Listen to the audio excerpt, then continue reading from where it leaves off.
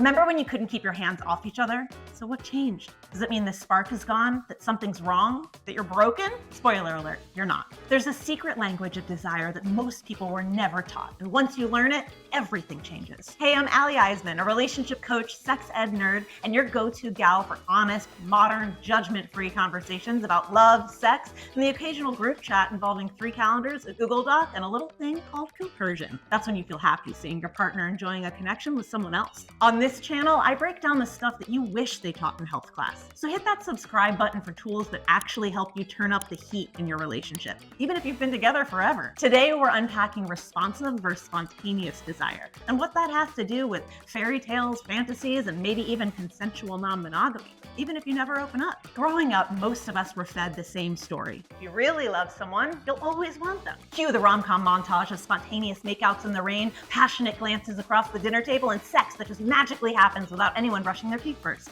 But here's the truth. All those Disney movies and fairy tales end at the beginning of the relationship. The real relationship is hidden behind the happily ever after. Most long-term couples don't live in a rom-com. They live in reality. One filled with laundry, canceled flights, and the occasional argument about which direction the toilet paper roll should be facing. On top, unless you're a psychopath. And in that reality, desire doesn't always show up like a lightning bolt. Enter responsive desire. Responsive desire is when your body gets into it after things already started, like kissing, cuddling, or flirting, instead of wanting it out of nowhere. Unlike spontaneous desire, which pops up out of nowhere like a surprise party in your pants, responsive desire is more like a slow burn. You might not feel like having sex until the kissing starts, or the cuddling starts, or the conversation gets a little flirty. According to sex researcher Dr. Emily Nagoski, author of Come As You Are, most women and a lot of people in long-term relationships tend to experience responsive rather than spontaneous desire. And guess what? That's totally normal. Here's the part where everyone leans in and whispers, wait, are you saying I have to schedule sex? Yes, I am. But before you panic and throw your entertainment device of choice out the window, let me reframe that for you. Does scheduling a vacation make it less fun?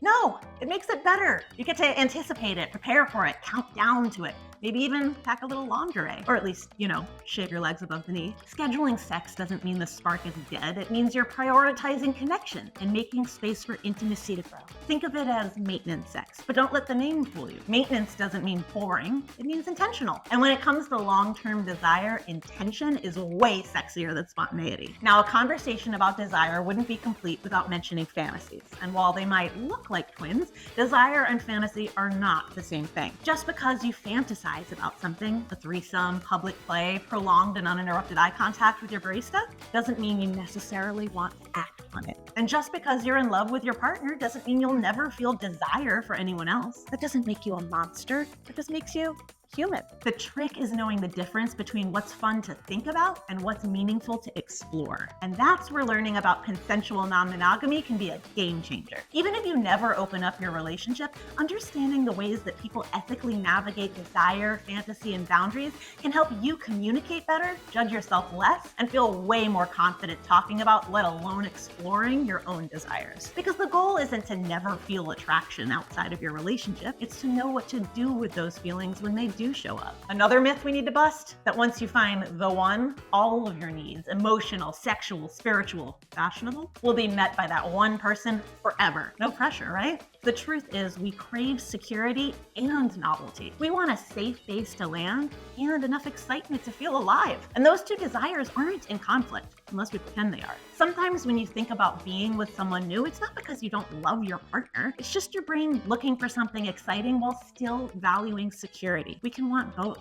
Comfort and adventure. Exploring these ideas, especially through the lens of consensual non-monogamy, helped me realize that wanting more doesn't mean loving less. It just means you're curious, honest, brave enough to want more from your relationships. Even if more just means deeper communication, bolder fantasies, or a little role play once the kids are asleep. You don't have to open up your relationship to include other people in order to open up more authentically to each other. But you do need to be able to talk about it, even hypothetically, without losing your minds. So here's the secret language of desire. It's not about spontaneous passion or picture-perfect love. It's about intentional intimacy, honest exploration, and understanding how your unique desire works, so you can build build a relationship that actually turns you on. Because whether you're monogamous, polycurious, or somewhere in between, learning this language helps you stop chasing a fantasy and start designing a relationship that supports the love life you want, not just the one everyone says you should have. If you've ever felt like your desire is broken or like something's off in the bedroom, drop some love in the comments. I promise you're not alone, and you're definitely not broken. You might just be speaking a desire language you were never taught to understand.